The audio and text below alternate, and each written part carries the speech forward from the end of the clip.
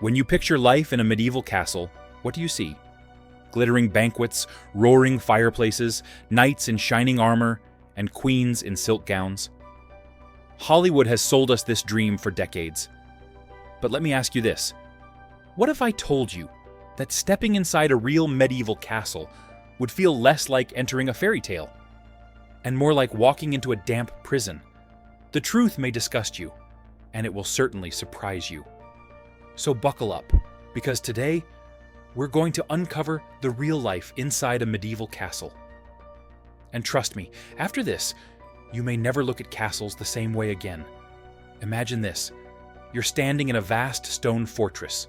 The walls are thick, the windows narrow, and sunlight barely sneaks through. Instead of warmth and laughter, the air is heavy with dampness. The smell? A mixture of smoke, mold, unwashed bodies, and, well, let's just say human waste. Yes, castles were built as fortresses, not cozy homes. Their massive stone structures kept enemies out, but they also kept misery in. Inside, the rooms were dark, wet, and freezing cold. Rats scurried across the floors, fleas clung to your clothes, and disease spread like wildfire. And while lords and ladies dined on roasted meats and drank endless goblets of wine, their servants, crammed into damp, windowless chambers deep within the castle, barely survived. These unlucky men and women often froze in winter, sweated in summer, and lived in constant fear of illness. For many, entering castle service was less of an honor, and more of a slow death sentence. But wait, this is only the beginning, because what really went on in the bowels of the castle will make your skin crawl. Every fairy tale castle has its dungeon. But in reality, these were not mysterious storybook chambers. They were terrifying pits of suffering. Dark, damp, and suffocating, dungeons were designed to crush the human spirit. Torture devices sat waiting for their victims, and the echoes of screams often carried through the stone walls. Now, pause for a second. Imagine lying in bed at night, trying to sleep, while faint cries of agony echoed from the depths below. Could you rest? Could you even close your eyes? That was the reality of castle life, and yet this horror was only a side feature of castle living.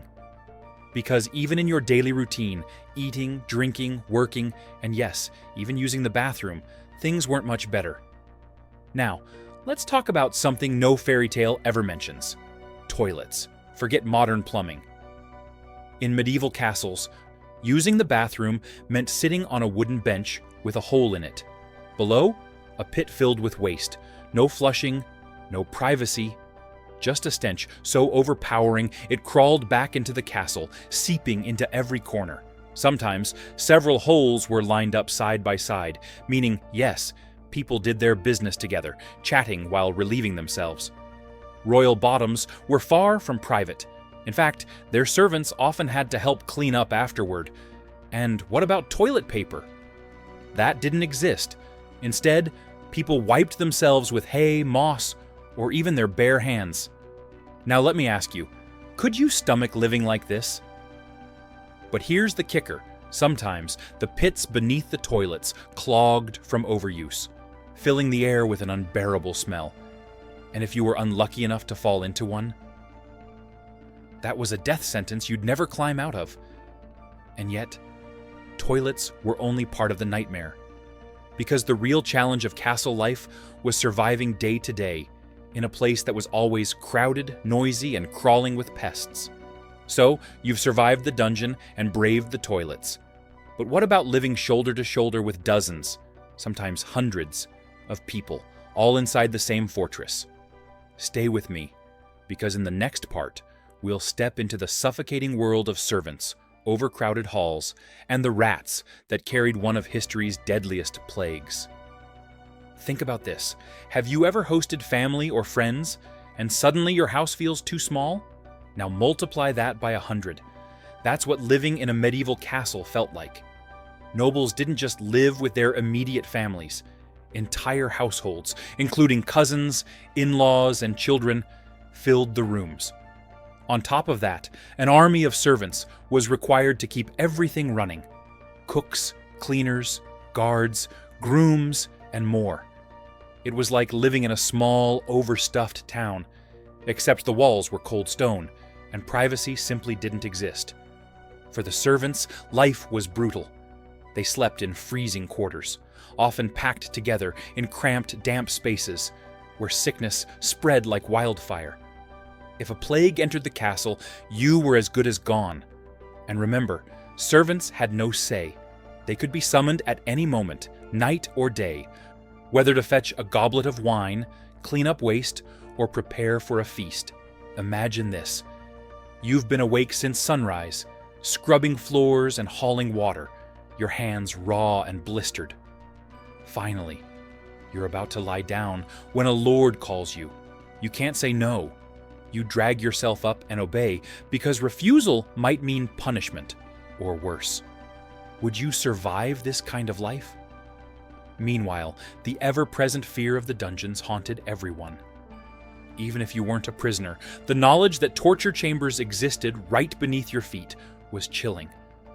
Picture trying to sleep, hearing faint cries echoing up the corridors. Maybe it's a thief being punished. Maybe it's a political prisoner. Whoever it is, their agony lingers in the air like a curse. Could you close your eyes knowing that one wrong move, one slip of the tongue, could land you there too? But the dungeons weren't the only nightmare. No matter where you turned, one enemy was always present. Rats. Rats thrived in castles. The dark, damp corners made the perfect breeding ground. They chewed through food stores, skittered across dining halls, and gnawed at your shoes while you slept. To make matters worse, these creatures carried fleas. Fleas infected with the plague. Yes, the Black Death. The disease that wiped out nearly half of Europe in the 14th century. Living in a castle didn't protect you. In fact, being crammed into a fortress with little ventilation and swarms of vermin made you even more vulnerable. Imagine lying awake, scratching at flea bites, wondering if tomorrow you'd wake up, or not at all. And here's the dark twist. Rats weren't only pests. Sometimes they were used in torture. Prisoners might be tied down while a hungry rat was placed on their stomach, trapped under a hot bowl. Desperate to escape, the rat clawed and chewed its way out, through the victim's flesh. Now tell me, do you still dream of living in a castle? With all this filth, you might wonder, what did people drink? Surely they had water, right? Wrong. Castle water supplies were often contaminated, dirty, stagnant, and dangerous to consume. Drinking water could kill you faster than a sword. That's why beer and wine weren't luxuries. They were necessities. From dawn till dusk, both nobles and servants drank alcohol daily. For nobles, it meant endless goblets of wine, strong ales and spirits. For servants, it meant watered-down beer, just enough to quench thirst and stay alive. Imagine starting your day with a mug of ale instead of coffee, not because you wanted to, but because it was the safest choice. But here's a thought. If you lived in such misery, would you drink to numb it all away? Or to forget it completely? So far, we've covered dungeons, pests, and poisoned water. But what about hygiene? Let's step into the life of a servant once more. While nobles often stayed in bed until midday, servants had no such luxury. They rose at sunrise because sunlight was the only natural light they had to work with. Remember, there was no electricity, and even candles or oil lamps were scarce and expensive. Every moment of daylight mattered. Servants rushed to fetch water, sweep dirty rushes from the floors, light fires in freezing halls, and prepare meals that could feed hundreds. The work was endless, and once the sun went down, the castle sank into near total darkness, with shadows stretching across damp walls. Now picture yourself in this silence, holding a flickering candle, walking through stone corridors where rats scurried and distant moans echoed from the dungeon. Could you truly call this home? Here's a fact that may shock you.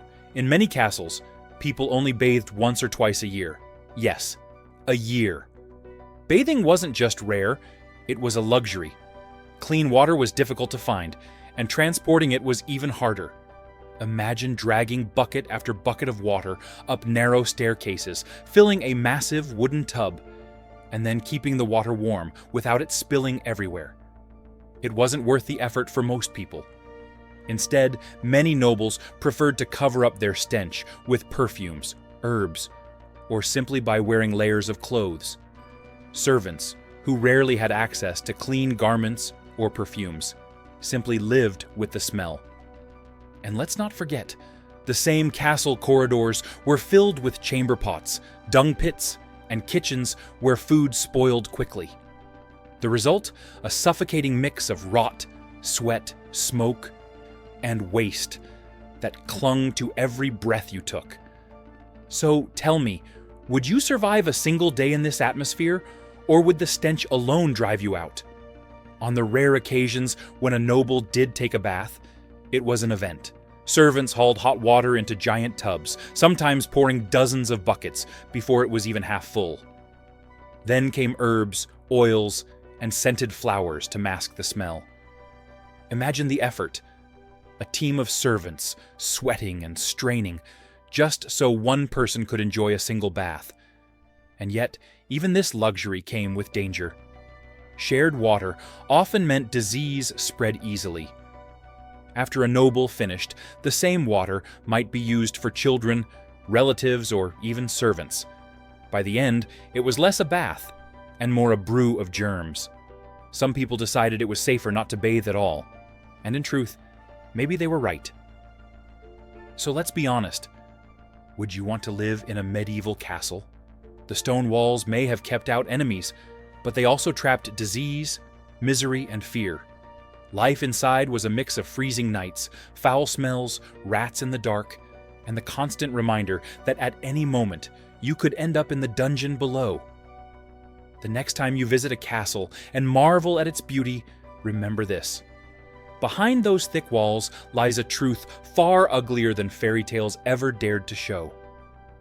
Now, I want to hear from you. Would you survive a single week in a medieval castle?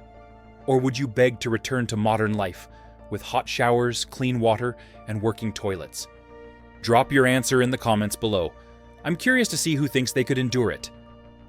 Don't forget to like this video if you enjoyed the journey, and subscribe for more hidden truths from history that will change the way you see the past. Because the castles we admire today, they weren't fairy tales.